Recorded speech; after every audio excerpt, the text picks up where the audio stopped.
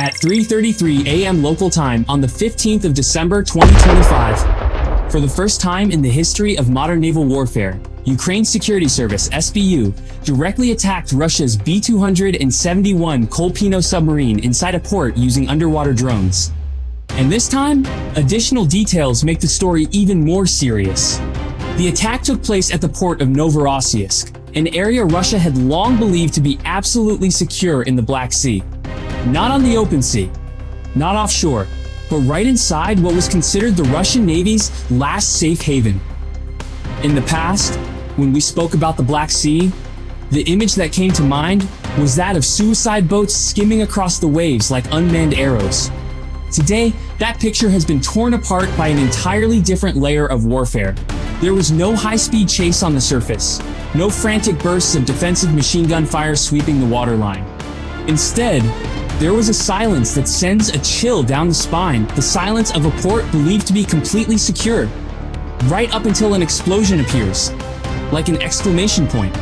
This incident took place in Novorossiysk, and to understand why this name matters, we need to place it correctly on Russia's strategic and psychological map. Novorossiysk is not Sevastopol. Sevastopol was once considered impregnable, only to be breached again and again. After the Black Sea Fleet came under sustained attack in Crimea, Moscow did what every major naval power does when it senses the wall in front of it beginning to crack. It pulled its most valuable assets back into a deep rear, a location far inside Russian territory, a place it believed to be the bottom of the safe. Novorossiysk was that safe, and that night, the safe made a cracking sound. What has left international observers unsettled is not merely the fact that an attack occurred, but the way it was carried out, like the opening chapter of a new era in naval warfare. Analysts have long said, you can deploy nets, you can build floating barriers, you can install gun emplacements and cameras at every corner of a harbor. But what do you do when the weapon doesn't travel on the surface, but beneath it? According to descriptions and footage circulated from surveillance video, the moment itself was highly unusual. There was no prolonged warning, no cascading defensive response like those seen during suicide boat attacks. There was only a stretch of water and the dark hull of a vessel, and then an explosion erupting from the side, as if someone had struck the armor directly from within the port. The target has been identified as a Project 636.3 submarine, a Kilo-class boat what NATO famously nicknamed the Black Hole of the Ocean due to its low acoustic signature, stealth capabilities, and the persistent challenge it poses to anti-submarine warfare systems. This time, however, the Black Hole was no longer a place of concealment. It became the point of impact. And this is the shock that rippled through the entire system. So why is this attack considered so shocking? And why was the target a submarine rather than a transport ship, a patrol vessel, or some other softer target? Because a Kilo-class Project 636.3 submarine is not merely a naval platform. It is a mobile cruise missile launcher. It is, in effect, a floating weapons depot that can disappear from surface radar, conceal itself in the three-dimensional space beneath the sea, and then surface at a moment of its choosing to fire caliber missiles deep into Ukrainian territory. Imagine a city trying to build an air defense umbrella. You can hear incoming missiles. You can track their trajectories once they leave the launcher. But where is that launcher? If it is a ground-based system, there are signatures, patterns, clues you can try to detect. But if the launcher is a submarine, somewhere beneath the water, and all it takes is a single hatch opening, then early warning time is reduced to a painfully narrow window. This is why neutralizing a Kilo is not just a tactical success. It means removing one more hand that can pull the trigger from the shadows. In peacetime, the estimated economic value of such a submarine runs into the hundreds of millions of dollars. In wartime, however, when supply chains are strangled by sanctions, when electronic components, sensor suites, and spare parts become both expensive and slow to obtain, the true cost is not measured only in money, but in time. Time to build a replacement. Time to repair damage. Time to retrain crews, recalibrate systems, and recertify combat readiness. Some things cannot be bought instantly, no matter how much money you have. And this is where it becomes clear that this was not a spontaneous strike. The target selection reflects a deliberate logic. Strike the most valuable asset. Other vessels were moored nearby. Secondary targets were available. They were ignored. Instead, the attack focused on a platform whose removal from the battlefield carries cascading strategic consequences. When these events are connected, a deeply uncomfortable pattern emerges for Russia. Large submarines, once regarded as the pride of the Black Sea Fleet, are increasingly becoming casualties at the hands of an opponent that, not long ago, was dismissed as having no traditional navy. Now we come to the most important element of this entire story: the platform. Previously, Ukraine relied on USV's unmanned surface suicide boats. Russia did not stand still in response. They erected barriers, deployed nets, established guard posts, installed cameras, and layered defensive fire, turning harbor entrances into a kind of funnel where anything rushing in on the surface could be detected and destroyed. That is the logic of older warfare. You see the threat on the surface, you stop it on the surface. This time, the weapon did not follow that logic. It went down. It slipped beneath the floating defenses. And at that moment, every established defensive habit was turned upside down. Picture the port of Novorossiysk as a maze, piers acting like walls, moored ships like moving concrete blocks, and controlled channels serving as narrow, regulated corridors. For an underwater drone to reach a submarine in that environment, it has to complete a sequence of actions where the failure of any single link would end the attack before it even begins. It must penetrate from offshore into a heavily protected zone without being detected. It must maneuver past other moored vessels where a single light, an unusual sound, or a hydroacoustic sensor activating at the wrong moment would mean instant failure. It must precisely locate a target concealed behind piers.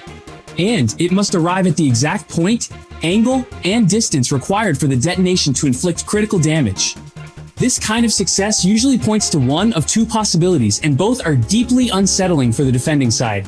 The first possibility is that Russia's harbor barrier systems effectively create a wall on the surface, while leaving a void underneath. From above, everything looks sealed. From below, it is an open door. In warfare, what kills you is sometimes not a weak wall, but a wall built to stop a different direction of attack.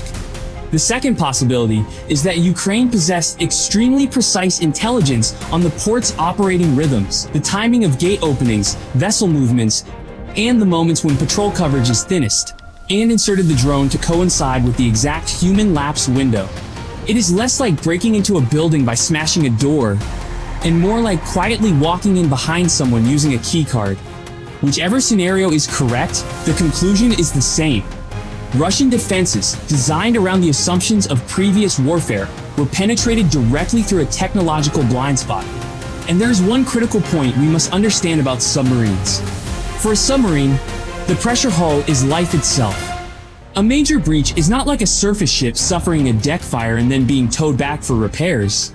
A submarine that loses hull integrity, its ability to dive safely, is, in practical terms, out of the fight. It becomes an extremely expensive piece of metal sitting motionless. And in wartime, motionless effectively means available to be finished off at any time. What is striking this time is that Russia's reaction does not carry the familiar tone of routine denial seen in many previous incidents. There were no standard lines about accidents, minor fires, or situations being fully under control.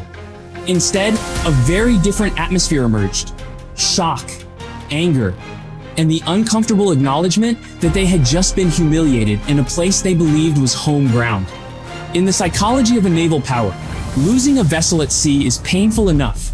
But being breached inside a port where you have cameras, guards, barriers, and procedures is a direct blow to organizational competence. It is the difference between losing a fight in the street and losing one in your own living room. The irony deepens when viewed against the political and military context at the time. Just days earlier, there had been changes within the command structure, carefully curated displays of strength and control, and then an explosion that poured cold water over the entire narrative of absolute security. Strategically, the Black Sea Fleet is being pushed into an increasingly narrow corner. Before the war, Russia maintained a significant number of Kilo-class submarines operating in the region. But war does not erode capability only through direct strikes. It also erodes it through geography and politics. Controlled straits, blocked return routes, extended repair timelines, and bases once considered safe being drawn, one by one, into the danger zone. More serious still is the repair dilemma, which is where the real trap lies. Which ports actually have the infrastructure to service large submarines? Stay where you are, and the damage worsens. Move the vessel for repairs, and you must transit through areas vulnerable to attack. This is the kind of strategic deadlock that, in modern warfare, can be even more corrosive than the immediate loss of a ship. Because you are not just losing a piece of hardware, you are losing the ability to sustain combat power. If we think this story ends with a single submarine, then we are only seeing half of the picture. The other half lies in what Moscow fears even more than the loss of a vessel: the disruption of resource flows. In recent weeks, Ukraine has not limited its strikes to military hardware alone. It has expanded the battlefield into a domain with systemic impact: energy. Because oil and gas are not just commodities. They are the financial bloodstream that sustains the war machine. Striking energy infrastructure means striking the ability to prolong the war, to compensate for losses, and to manufacture and repair weapons.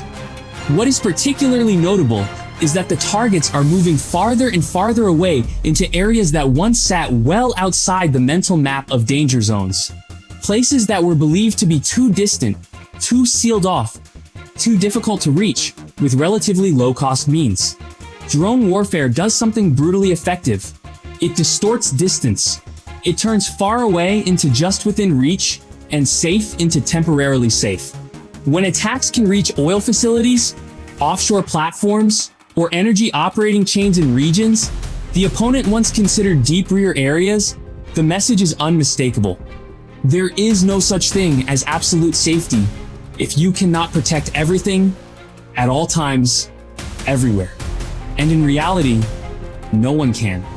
This is a new form of attritional strategy, not artillery against artillery. At a deeper level, this attack reflects a much broader trend, and that trend is tightly bound to politics. When international aid comes with conditions, when restrictions on weapons use draw invisible red lines across the map, and when political space in the West constantly shifts with elections and internal debates, Ukraine has absorbed a simple reality. No one can guarantee its survival through long-term promises alone. The only reliable guarantee is its own capability. That is why Ukraine's war is increasingly taking the shape of a vast military laboratory. They are not just using drones. They are learning how to turn drones into an asymmetric art form.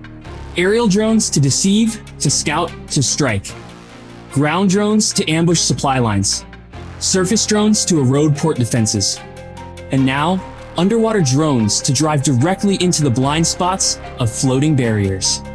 When a state is forced to fight for existence, it does not choose the elegant path or the textbook one. It chooses the effective path. And effectiveness in modern warfare sometimes requires only three things: a cheap platform, a narrow enough time window, and a gap in the opponent's defensive system. This attack shows that Ukraine is shifting from being a recipient of aid to a producer of solutions. And once you are producing solutions, you are no longer forced to wait for someone else's permission in order to survive. To sum up, the strike on the Kilo-class submarine at Novorossiysk was not merely a tactical victory, it was a strategic signal. It showed that the rules of the game have changed. Ukraine is not trying to fight symmetrically. It is not building large ships to challenge large ships. It is not constructing a fleet to compete fleet to fleet. Instead, it has chosen the most dangerous approach in warfare, changing the shape of the battlefield itself, from the surface down to the seabed, from the front lines into the deep rear, from purely military targets to economic ones, from individual engagements to the question of sustaining a war. And the message sent to the Kremlin is a cold one.